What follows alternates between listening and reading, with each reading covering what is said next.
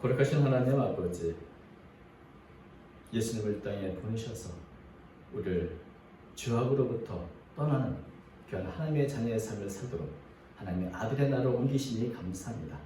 하나님의 자녀 백성된 저희들 이제 앞으로 더욱더 주의 주신 은총 가운데 힘있게 아름답게 살아가도록 인도해 주시옵소서. 연약하오니 성령의 충만함을 더듬어 주시기를 원합니다. 하루하루 먹든지 마시든지 무엇이라든지 하나님의 영광을 쓰임받는 저희 모두가 되도록 인도해 주옵소서. 오늘도 말씀의 거울 앞에 섰습니다. 주의 뜻을 깨닫고 주의 말씀의 뜻을 우리 마음판에 품고 그 말씀을 살아가는 이번 주간 되도록 도와주시옵소서. 부족하고 연약한 종을 사용하여 주시기를 간절히 빌고나오며 예수님 이름으로 기도하옵나이다. 아멘. 예수님께서 제자들에게 물으신 적이 있습니다. 사람들이 나를 누구라 그러냐? 또 물으셨죠? 너희는 나를 누구라 그러냐? 또 우리가 잘 아는 이 베드로가 고백했습니다. 주는 그리스도시요 살아계신 하나님의 아들이십니다. 아주 모범적인 신앙 고백을 했죠. 예수님이 누구신가에 대해서 아마 지금도 예수님이 누구십니까? 물으면 아마 믿는 분들은 이 고백을 중심으로 아마 대답을 할 것이 하시는 분이 많을 것입니다. 그만큼 이 베드로의 고백은 굉장히 모범적인 고백입니다. 그리스도 메시아이시며 또한 하나님의 살아계신 하나님의 아들이십니다. 그런데 베드로는 어떻게 예수님이 하나님의 아들이요 메시아인 것을 알았을까요? 그것은 이미 구약 성경에 메시아가 어떤 분인가 그분에 대한 자세한 예언의 소개들이 있기 때문에 그렇습니다. 아마도 베드로는 어릴 때부터 그 말씀을 읽었을 것이고 그런 그리스도 메시아를 기대하며 기다렸을 것입니다. 구약 성경에 보면 수많은 메시아에 대한 예언이 있습니다. 그리스도죠. 메시아는 곧 기름 부음 받은 자, 하나님의 종인 메시아, 그리스도 같은 말입니다. 메시아는 히브리어고 그리스도는 헬라어라고 할 수 있죠. 헬라이죠. 그래서 구약에 이 메시아에 대한 기록이 참 많은데 그 중에서도 이사야서에 아주 집중적으로 많이 나옵니다. 이사야서에 보면은 흔히 이제 여호와의 종의 노래라고 불리는 네 편의 노래가 있습니다. 여기에는 이제 메시아의 탄생과 그분의 성품과 하시는 일과 그분의 당할 고난과 죽음과 부활 그리고 다시 오심까지 아주 구체적으로 자세하게 예언이 되어 있는데 이 여호와의 종의 노래 그분이 누구야? 라고 하는 그 대상이 참 많은 사람들의 이름이 올라왔습니다. 후보로 뭐 누구야 그런데 여기에 꼭 부합하는 인물은 한 사람밖에 없었습니다. 바로 우리가 믿는 베드로가 고백한 바로 예수님 그분이 이 이사야서에서 고백한 예언한 바로 메시아다 그리스도다 이렇게 되는 것이죠. 그래서 우리도 베드로처럼 예수님을 그리스도로 믿는 것입니다. 언제부터 이런 메시아 여호와의 종의 노래를 이렇게 기록했는가? 사실은 유다 왕국이 멸망하고 가장 비참한 지경이 있을 때였습니다.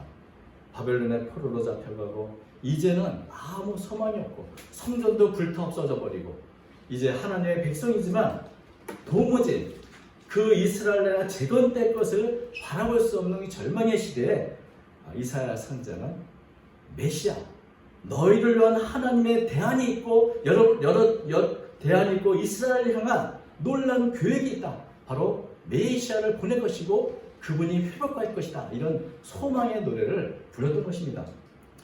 모두가 낙담하고 절망할 때 하나님은 생각지 못한 놀라운 은혜에 대한 바로 메시아를 아주 집중적으로 이렇게 노래로 기록을 하게 하신 것입니다. 여호와의 종, 이것은 하나님께 특별한 뜻을 위해 부름을 받은 그런 종을 말하는데 그 메시아가 바로 그런 면에서 여호와의 종이라 할 수 있습니다. 히브리서 1장에 보면 하나님께서는 역사적 수많은 선지를 보내지만 마지막으로 최종적으로 독생자의 아들을 보내셨다고 말씀하고 있는데 예수님은 하나님의 아들이십니다. 그런데 그 하나님의 아들의 자리를 버리시고 하나님께서 원하시는 사역을 하기 위해서 종으로서 자신을 드렸고 종으로서 이 땅에 오신 것입니다. 오늘 본문이 이제 그 네 편의 여호와의 종의 노래 중에 첫 번째 노래입니다. 그러니까 첫 번째 노래이니 어떤 내용일까요? 하나님께서 메시아가 누구냐? 누군가를 내가 알려주지. 그래서 처음 소개하는 그 내용이 바로 나옵니다. 1절에 보면 이렇죠. 내가 붙드는 나의 종, 내 마음에 기뻐하는 자, 곧 내가 택한 사람을 보라. 내가 나의 영을 그에게 주었은지 그가 이방에 정의를 베풀리라.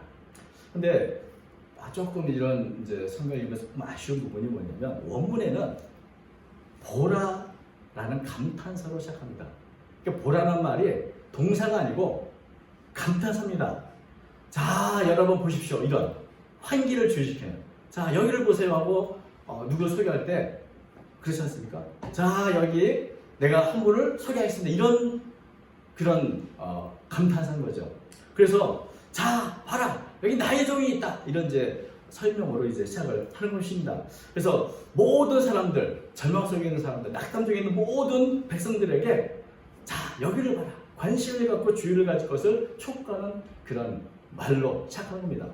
공동번역은 여기 이렇게 되죠. 여기에 나의 종입니다. 이렇게 시작하고 세 번역은 나의 종을 봐라. 그는 내가 붙들어주는 사람이다. 내가 택한 사람이요, 내가 마음으로 기뻐하는 사람이다. 이렇게 이제 번역을 했습니다.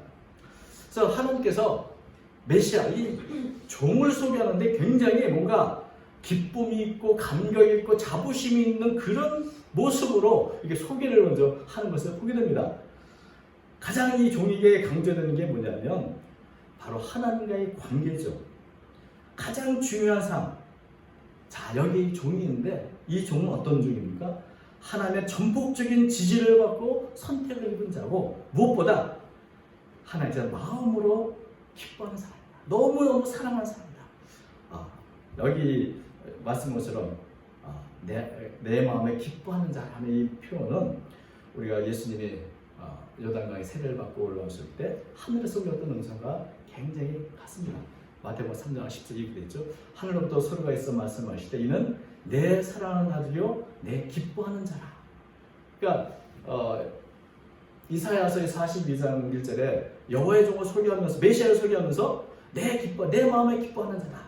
내가 너무너무 사랑하는 자다. 이렇게 이제 소개를 하는데 예수님이 사역을 해서 세례를 받으시고 그때에도 동일하게 바로 내가 기뻐하는 자다. 이렇게 말씀하시고 보게 됩니다. 여기서도 보면 예수님이 바로 메시아 거기에 그분 아니야라고 하는 그런 어떤 뭐라 그럴까요?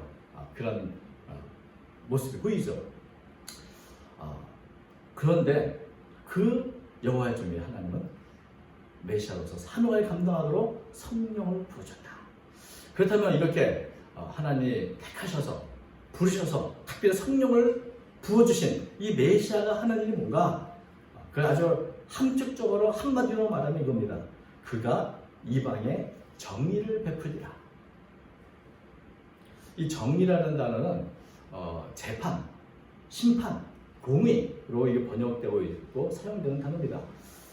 그리고 공동번역에는 바른 인생길 이렇게 번역을 했는데 여러분 정의가 무엇입니까?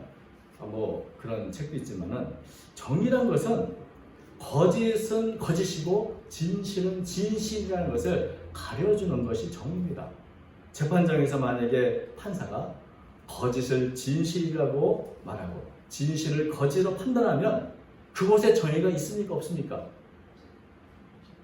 정의가 없죠. 이런 판사는 예전에는 껍질을 벗겼다고 이렇게 얘기합니다만 그것은 정의가 아닙니다. 이런 사회에서 정의는 세워지지 않습니다.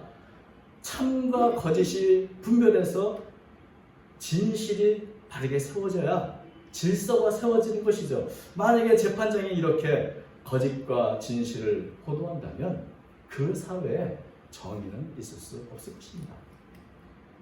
힘이 정의가 되는 그런 사회가 될 것이죠. 메시아가 오셔서 하신 일은 바로 하나님이 세우신 질서를 온전히 이루기 위해서 하나님이 말씀하신 그 정의, 그 통치가 구현되는 사회. 그래서 한마디로 말하면 하나님의 나라, 하나님의 통치하시는 올바른 질서가 세워지는 그것이 바로 정의로운 나라가요.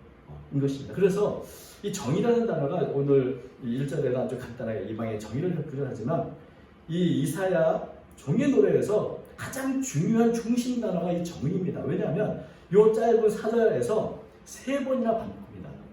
1절 그가 이방의 정의를 베풀리라. 3절 진실로 정의를 시행할 것이며 4절 세상에 정의를 세우기에 이르리니. 그러니까 지금 초점이 메시아의 초점은 정의죠. 그러니까 이 정의가 굉장히 중요한데 정의가 없는 세상은 불의한 세상이고 질서가 무너진 사회고 큰 나라는 작은 나라를 억압하고 힘 있는 사람은 힘없는 사람을 무자비하게 억누르는 죄악이 관영한 시대일 것이고 무질서로 폭력이 난무하는 시대일 것입니다. 그런 사회를 하나님의 질서로 하나님의 공의로 오히려 세우는가.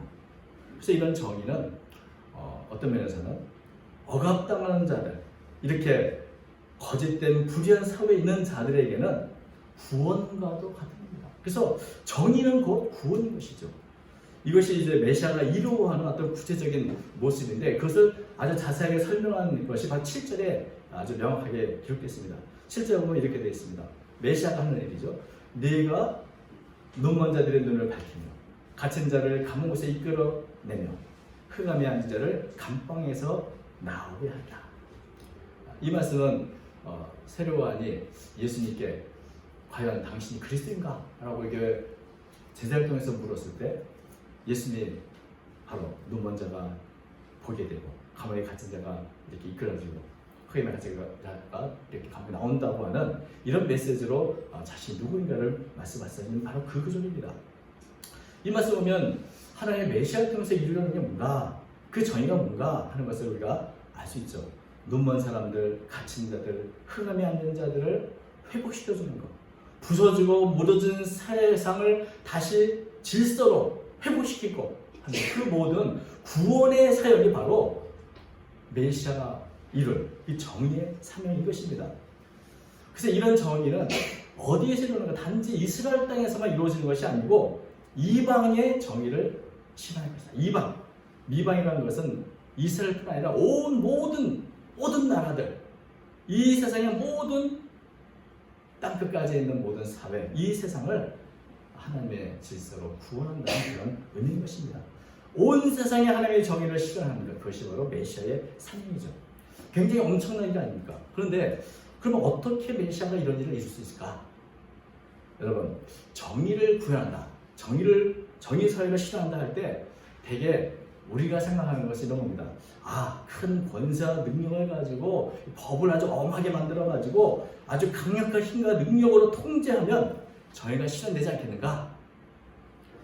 그래서 힘의 정의를 주로 생각합니다. 강력한 정부가 삼천교육대 만들고 그래서 정의 구현 사회 이것이 우리 전두환 쓸 때의 목표였죠. 힘으로 내가 정의를 실현하겠다. 그런데 메시아는 그런 방법을 전혀 사용하지 않습니다. 세상적인 이런 힘의 방법, 힘의 논리를 전혀 생각하지 않습니다. 메시아, 그리스도가 오셔서 하는 이렇게 이방 온 세상에 하나님의 정의를 실현하는 방법이 메시아가 하는 일은 이 세상의 방법이 아닌 것이죠. 여기 보면 메시아이라는 방식을 보면 뭔가 거창하게 많은 일을 막 하는 것으로 나타나는 게 아니라 오히려 하지 않는다는 말이 굉장히 반복됩니다. 하지 않는다. 세상에서는 당연히 이래야 된다고 하는 것을 오히려 하지 않는 것으로 이렇게 일하시죠. 2절부터 4절까지 제가 참 재미있는 것을 보게 됩니다. 메시아가 하는 걸 보면 아니하며 안 한다는 말이 굉장히 반복되는 7번이나 나옵니다. 그래서 제가 한번 좀 재미를 위해서 제가 앞부분을 말한 여러분이 아니함을 좀 말해 보십시오. 2절부터 4절. 그는 외치지 아니하며 목소리를 높이지 아니하며 그 소리를 거리에 들리게 하지 아니하며 상한 갈대를 꺾지 아니하며 꺼져가는 등불을 끄지 아니하고 진실로 정의를 시행할 것입니다. 그는 쇠하지 아니하며 낙담하지 아니하고 세상에 정의를 세우게 이르리니 성들이 그 교훈을 악마하리라. 여러분, 아니한다. 메시아가 오셔서 이것도 하고 저것도 하고 크고 거창하게 한다는 것이 아니라 안 한다는 겁니다. 세상의 방법대로 하지 않는다는 겁니다.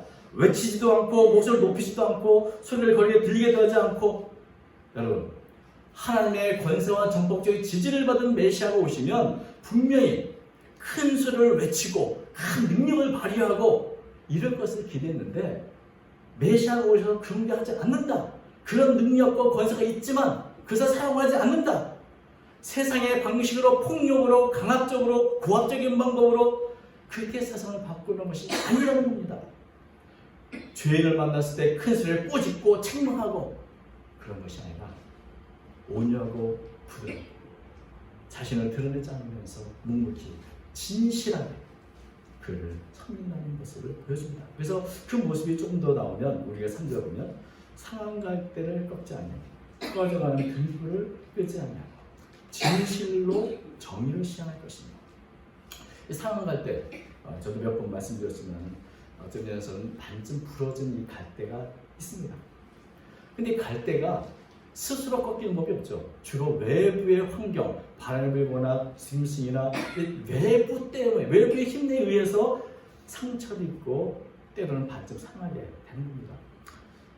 그래서 반쯤 꺾인 갈대는 저거 과연 상할 수 있을까? 회복되기가 어려울 그런 모습이죠. 그래서 이런 상황 갈 때는 여러분 화분에 만약 이런 상황 갈 때가 있다면 보기 싫어가지고 빨리 저거 꺾어 버려야겠다. 그래도 조금 아깝지 않죠. 이미 상해서 쓸모없는데 뭐. 그런데 이렇게 외부의 힘에서 억눌려서 상황이 갈 때 꺼져가는 등불은 어떻습니까? 이 등불은 왜 꺼져갈까요? 자기 안에 기름이 없으니까 다 소진돼서 이제 그 빛이 희미해지고 이제 심지어 연기를 내면서 깜빡거립니다. 그래서 이 공동번역에는 깜빡거리는 등불을 꺼져 깜빡거리는. 그래서 이제 심지어 연기가 막 나오면 이거 나오면 눈이 따갑고 민폐겠다. 빨리 꺼야지. 세상은 상할 때 빨리 꺾어버리고 꺼져가는 등불을 속히 꺼야 한다고 말합니다. 여러분 그런데 메시아는 오셔서 상한 갈대를 꺾지 않고 꺼져가는 등불을 끄지 않는 겁니다. 누가 상한 갈대고 꺼져가는 등불인가? 이 여호와의 노래가 불렸을 그 당시는 아까도 말씀드린 것처럼 바벨론에 의해서 철저하게 파괴되어 왔습니다. 이스라엘 백성들은 포로로 잡혀가고 더 이상 회복의 가능성이 없어 보였습니다. 바로 상한 갈대는 그 이스라엘 백성들 의미할 수 있습니다. 모든 기름이 다 소진돼서 꺼져가는 등불일 수 있습니다. 그러나 또 한편으로는 우리가 살면서 최악의 물이 거친 삶을 나도 좀 살아보려 하다가 상처를 입은 수많은 사람들, 내가 상한 게 아니라 주변에서 나를 놔두지 않았어. 이렇게 치고 저렇게 치고 억압당하는 그 무질서한 사회, 폭력적인 사회 속에서 상처를 입은 모든 시대의 사람들, 그들이 상한 갈대이고 또 꺼져가는 등불이기도 한 것입니다. 세상은 이런 사람을 만나면 꺾어버리고 내버립니다. 도저히 회복할 수 없어요. 빨리 치워버리는 게 그게 효율적이야 이렇게 말하고 그것이 당연한 것처럼 여겨지는 상식입니다.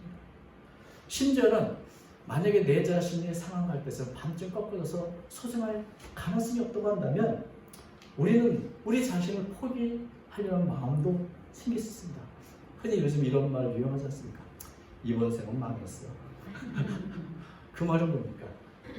다음 생에 기대해보겠다 이런 의미인데 그런 마음을 갖고 살아갈 수도 있을 것인데 그런 모든 사람들이 다 상한 갈대로 꺼져가는 등불과 같은 것입니다. 그런데 자기 스스로도 자기를 포기할 수밖에 없는 상황일지라도 주님은 그렇게 하지 않는다는 겁니다. 주님은 결국 버리지도 않고 포기하지 않는다. 상한 갈대라도 꺼져가는 등불이라도 주님은 소중히 여겨주시고 그리고 그 상한 갈대를 회복시켜 주시기 위해서 찾아오시다는 것입니다. 상한 갈대를 내버려둘 뿐만 아니라 찾아오셔서 회복시켜 주시고 치유해 주시는 겁니다. 기름이 모자른 등불에 기름을 공급하셔서 다시 한번 빛을 발할 수 있도록 해 주신다는 것입니다. 어떤 방법을 하십니까? 소리도 지지 않고 소리를 높이지도 않고 그런 인간적인 방법이 아니라 진실, 성실함으로 진실로 정의를 시행할 것이다. 이 진실이라는 말은 참 성실함으로도 가능하고 또 하나님의 그 변함없으신 신실하신 라고도 번역이 가능한 그런 단어입니다. 강한 권세나 힘이 아니라 포기하지 않는 그 신실하심으로 상한 갈대를 세워주시고 꺼져가는 등불을 세워주시는 그런 분이 바로 메시아의 사역이시라는 겁니다. 돌아보면 예수님이 바로 이렇게 일하셨습니다. 상한 갈대들, 꺼져가는 등불 같은 사람들을 만날 때 진실과 사랑으로 은혜의 방법으로 그들을 하나하나 치유해 주었고 그들을 하나하나 그 가치를 발휘할 수 있도록 일으켜 주었습니다. 여러분, 지난주도 말씀드렸던 삭개오, 마태와 같은 세리들, 7 귀신을 들렸던 막달라 마리아, 남편이 7이나 있었던 수가성 여인, 수많은 불질병 고생했던 수많은 사람들, 그들이 예수를 만나고 치유되었고 회복되었고 빛이 바라는 삶을 살아가는 것을 보면 주님은 상한 갈대 포기하지 않으셨다. 꺼져가는 등불 포기하지 않으시고 끄지 않으시고 그들을 회복시켜 주셨다는 것을 보게 됩니다. 바로 이것이 메시아의 삶인 것입니다. 그 일을 이루는데 얼마나 힘들고 어렵겠습니까? 나는 사절 보니까 주님은 이 사역의 방법을 결코 바꾸지 않으시고 변함없이 여전히 지금도 하고 계시다. 이런 말입니다. 4절부터 보면 되죠. 그는 쇠하지 아니하며 낙담하지 아니하고 세상에 정의를 세우되 이르리니 사람들이 그 교훈을 악마합니다. 그래서 쇠하지 아니하고 낙담하지 않는다. 근데 재밌는 것은 이 쇠하지 아니한다. 쇠한다는 말이 꺼져가는 등불에 꺼져간다는 말과 같은 단어입니다. 또 낙담하지 아니하고 이 낙담이라는 말이 상한 갈대에 상했다는 말과 같은 단어입니다. 그러니까 이것을 조금 더 우리 단어를 똑같이 사용한다면 그는 꺼져가지 않을 것이고 상하지 않은 것, 세상에 정의를 세우기까지 끝까지 일을 하실 것이라는 그런 의미인 것이죠. 사람들은 이 환경 때문에 꺼져가기도 하고 상하기도 하지만 주님은 이 환경에 구애받지 않으시고 그분의 이 신실하신 사역은 꺼지지 않고 결코 상하지 않는다. 언제까지? 세상에 정의를 세울 때까지, 하나님 나라가 완성되는 그날까지, 하나님의 통치하신 온전한 나라가 세워질 때까지 메시아이신 그분은 일을 계속 하신다는 말씀입니다. 그래서 마침내 땅끝에 있는 모든 성도들까지 메시아를 통해서 구원을 얻고 하나님의 은혜의 날이 전파될 때까지 이 일은 쉬지 않으신다. 그래서 이것이 이제 1절과 4절이 하나님께서 메시아를 소비하시고 하시는 일을 이렇게 말씀해 주신 그런 장면입니다. 시간이 모자라서 5절부터 9절은 간략하게 말씀드리면 5절부터 9절은 바로 이런 메시아 사역을 소개하시면서 이거 내가 보증한다. 내가 누구냐? 내가 온 천지를 만들고 다스리고 통치하는 하나님이야. 내가 여호와야. 내가 보증해. 라고 하는 말씀이 5절부터 9절까지 이렇게 되는 것입니다. 그래서 6절만 읽어주면 이렇죠. 나 여호와가 의로 너를 불렀은즉 내가 내 손을 잡아 너를 보호하며 너를 세워 백성의 언약과 이방의 빛이 되게 하리. 메시아를 백성의 언약과 이방의 빛이 되게 하시려고 하는 하나님의 이 계획은 결코 무너지지 않고 반드시 이루어질 것이다. 왜? 누구를 위해? 하나님 영광을 위해. 나는 여호와이니 8절 이는 내 이름이라. 나는 내 영광을 다른 자에게 내 찬송 우상에게 주지 않으라. 세상이 아니라 바로 내가 그 일을 함으로 내가 영광을 얻을 것이라는 그런 확실한 보증을 해주신 것을 보게 합니다. 그래서 이런 메시아의 어떤 기록이 있죠. 근데 예수님이 오셔서 일하시는 것을 제자들이 보니까 마태복음 12장 18절에 보니까 예수님은 자신을 배척하는 바리새인 또 주비라는 이런 많은 사람들 속에서도 그들과 싸우지 않고 묵묵히 진실하게 성실하게 일하시는 모습을 보면서 이 말씀을 생각해 냈습니다. 그래서 마태복음 12장 18절로 바로 오늘 읽었던 이 부분을 이 말씀이 성취되었구나라고 깨닫는, 그래서 인용하는 내용이 나오게 되는 것이죠. 하나님께서 종을 세워서 세상의 정의를 이루신다고 하셨 이 이사야 말씀이 과연 성취됐구나. 그런 고백이 나오는 것을 보게 됩니다. 그래서 베드로가 예수님 그리스도시요 살아계신 하나님 아들이라고 고백을 하는 것이고, 우리가 동일한 믿음으로 주님을 나의 주님, 나의 그리스도로 믿고 또 그분을 섬기게 되는 것입니다. 예수님은 상한 갈대와 같은 영혼을 고쳐주시고 회복시키기 위해서 꺼져간 특불 같은 우리의 삶을 다시 빛을 발하는 가치 있는 삶을 살도록 회복시키기 위해서 오셨습니다. 그 날이 바로 성탄절인 것이죠. 때로는 내가 상한 갈대 같다, 세상에 상한 갈대 같다, 꺼져간 특불 같다, 다 잃었다, 절망하고 또 실망하고 낙담할 때, 여러분 주님은 가장 어려운 환경에서도 결코 포기하지 않으십니다. 우리를 포기하지 않으시고 이 세상을 포기하지 않고 여전히 변함없이 쇠하지 않고 꺼지지 않고 상하지 않고 그 회복의 사역을 지금도 하고 계신 것입니다. 그래서 이 성탄절을 맞이하면서 지금도 이 메시아 사역을 하고 계신 주님, 그 주님을 앞에 나아가 우리의 상한 마음을 주님께 드리고 회복의 은혜를 우리가 받기를 원합니다. 또한 여전히 세상을 바라면 상한 갈대와 같고 꺼져간 들불 같은 일이 얼마나 많은지 모릅니다. 바로 그들에게 예수님이 이 땅에 오신 목적과 그분의 사역, 예수님이 누구신가 하는 것을 우리가 전해야 할 사명이 있는 것입니다. 여러분, 예수님을 전하면 예수님이 일하십니다. 메시아로서 일하십니다. 누구든지 예수 앞에 나오면 회복될 수 있습니다. 그러기에 우리는 예수님을 전해야 하는 것입니다.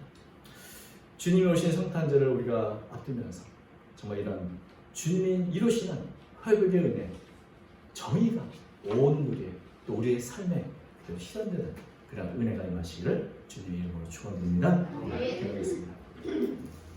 거룩하신 하나님 아버지, 예수님이 오셔서 얼마나 좋고 다행인지 모릅니다. 절망과 상처와 낙담 속에서 거친 삶을 살아가는 저희이지만 주님이 계시기에 희망이 있고 주님이 계시기에 우리는 여전히 우리의 가치를 발휘할 수 있습니다. 영원토록 변함없는 주님, 우리의 소망이 되시는 주님, 우리가 주님을 더욱더 깊이 알아가게 하시고 주의 뜻을 이루는 데 동참하는 저희 모두가 되도록 인도해 주옵소서. 주의 나라 임할 때까지 우리에게 주신 사명 끝까지 감당하는 저희 모두가 되도록 인도해 주옵소서. 함께해 주심을 있사오며 모든 것을 살아계신 예수님의 이름으로 기도하옵나이다. 아멘.